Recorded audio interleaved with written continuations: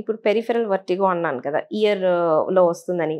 దాంట్లో scan normal వస్తుంది, ఏమీ రాదు స్కాన్ లో. సిమ్టమ్స్ ని బట్టే మనం చెప్తాం. సెంట్రల్ వర్టిగోలో స్ట్రోక్ వచ్చింది అంటే మనకు కనిపించింది, ఇక్కడ బ్లడ్ వెజల్ బ్లాక్ అయింది, ఇక్కడ సర్క్యులేషన్ తగ్గింది అని.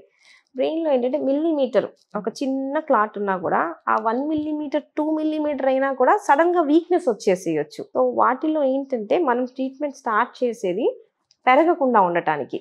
సైజ్ ఆఫ్ ద స్ట్రోక్ పెరగకూడదు. తగ్గడం అనేది బ్రెయిన్ దానంతటదే చేసుకుంటుంది. చాలాసార్లు బ్రెయిన్ రికవరీ అనేది స్పాంటేనియస్, దానికి ఆ పొటెన్షియల్ ఉండిద్ది.